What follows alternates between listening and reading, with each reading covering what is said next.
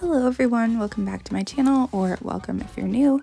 So this year, just like last year, I decided to make a Valentine's cake, and if you were around last year, you'll probably know that it was more of a expectations versus reality moment, but you guys were actually super sweet. I wasn't even going to upload the video last year.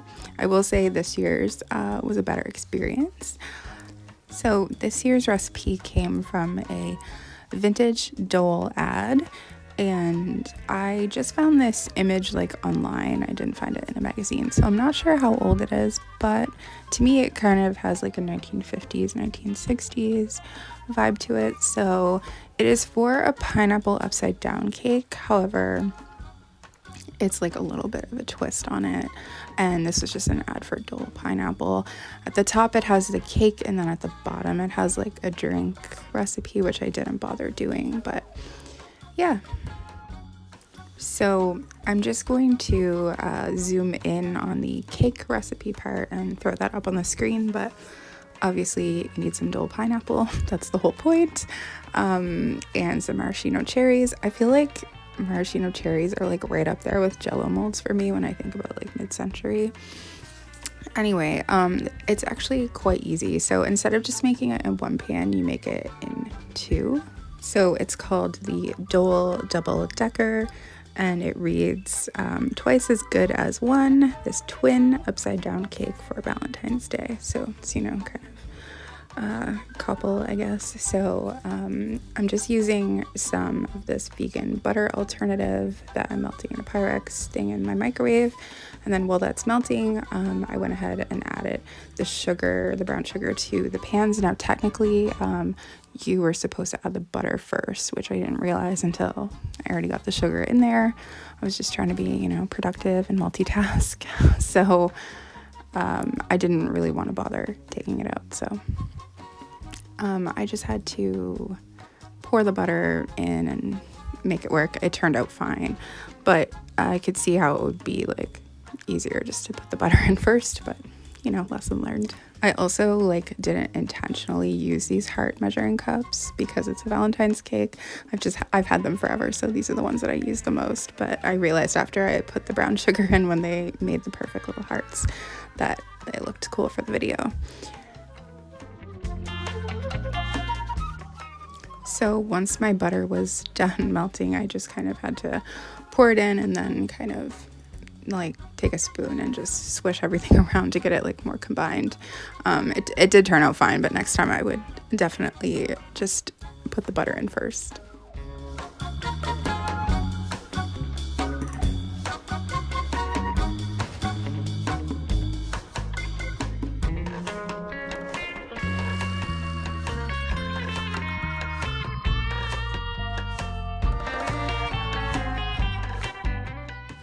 Then next it was time to add the pineapple, which I drained. You definitely want to make sure that you drain the pineapple so that things don't get soggy. You add 3/4 of a cup to each pan, and so I'm just using my 1/4 of a cup measuring cup, and I'm just kind of spooning the pineapple into it because I thought it would be easier. But once I got the first one done, I didn't even bother using the measuring cup for the second one. I could just tell that, you know, you just want an even kind of layer over the top of the brown sugar.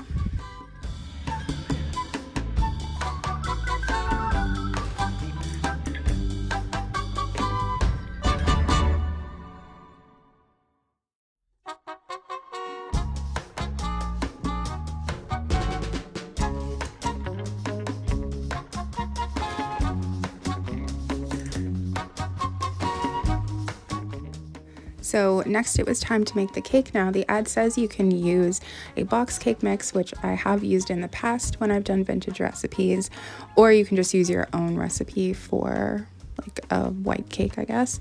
The ad's like slightly confusing because it says to add it says a package of your favorite cake mix, adding a 1/2 cup of evaporated milk and a 1/2 cup water. So I'm guessing that might just apply to a cake mix instead of like a cup of water. I don't know. Anyway, I just went ahead and made my own mix just because I'm vegan, and most cake mixes are accidentally vegan, but I don't find they hold together as well without the egg, even when you use a vegan egg substitute. So I just went ahead and made this recipe that is actually a vintage recipe. It's called Wacky Cake, sometimes called Crazy Cake. I think it might even be called like World War II cake. I'm not sure, but I believe that this originated in either a war time, either the first or second, or during like Depression era. And the reason for it is it doesn't have any milk, eggs, or butter. It was like definitely during a time when they were rationing things, so it works out really well for me since I don't eat those things. And I've made this cake a bunch of times. I'll leave the exact ingredients down below for that, but it's super easy. It's just a few ingredients. You can actually make this cake in the pan that you're going to bake the cake in as well, but obviously that would not work for this cake. So it is very easy because you just put all of your dry ingredients in the bowl and mix those together, which I believe it's only the flour, sugar, and baking soda.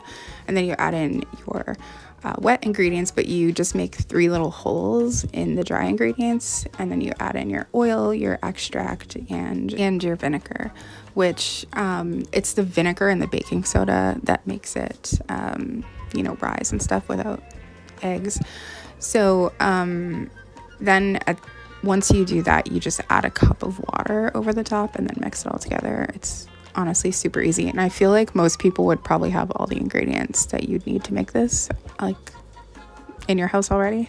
There is a chocolate version of this cake too, which I personally think is like the best version, but I'm pretty sure there's like a bunch of different variations. If you just Google like Wacky Cake or Crazy Cake, you'll get the gist of what this recipe is if you wanted to try it. But I will leave the recipe that I used in the description.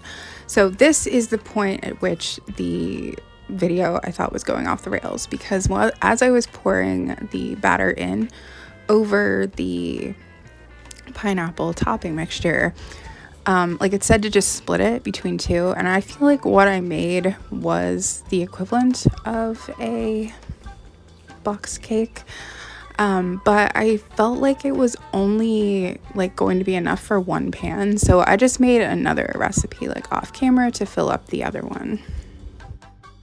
Then I did become slightly concerned that it would possibly overflow in the oven, but thankfully it did not. They turned out great. It did not overflow and make a mess of my oven, thankfully. So they turned out great. I let them cool for just a little while, but I didn't want to let them cool too long because I knew it would, I didn't want it to be hard to get them out of the pan, which I actually had not really thought about how I was going to do that. Normally I just use a plate method. That works great, but you can't really do that with the second cake. So I did end up getting the first one out relatively easy. I just had to kind of bang on the top of it to loosen that topping. And then thankfully the second one actually came off fairly well. I just kind of had to tilt it a little and give it a few bangs before I tried to get it on top of the second layer, essentially, is what I'm trying to say.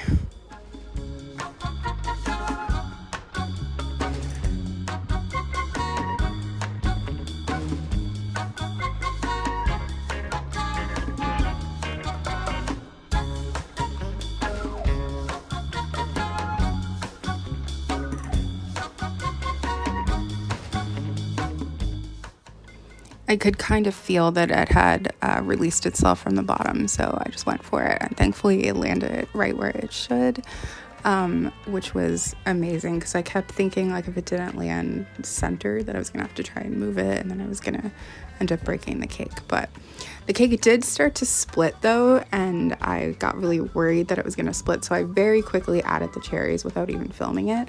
I ended up just cutting them in half, because they would have just rolled off had I tried to put them on not cut in half. Because of the kind of shape of the top, it didn't really come out super flat, but thankfully the cake didn't end up cracking. It just had that one little crack there, but that was it. But it was super good. John actually loves pineapple upside down cake, and I haven't made it for a really long time. So he was super happy that I was making this cake, and it did turn out great. I think in the next time I make it, I actually did really like making it this way. I've never made it this way before. I think next time I might use crushed pineapple instead of the pineapple tidbits, because I think it would create like a more even, nice layer topping, but I don't know. And then I just had these little heart-shaped kind of bowl plates that we used. I thought they were cute. I think I bought them like last year, but didn't end up using them, or maybe I did, I don't remember. Anyway, thank you so much for watching. I hope you enjoyed this video. I have been doing a lot of projects around the house, so that's why I haven't been filming and posting videos, but I'm going to try to start posting again more regularly. So hopefully you'll see me soon. I am filming the projects I'm doing, it's just taking a while. So anyway, thanks for watching, and I will see you again soon.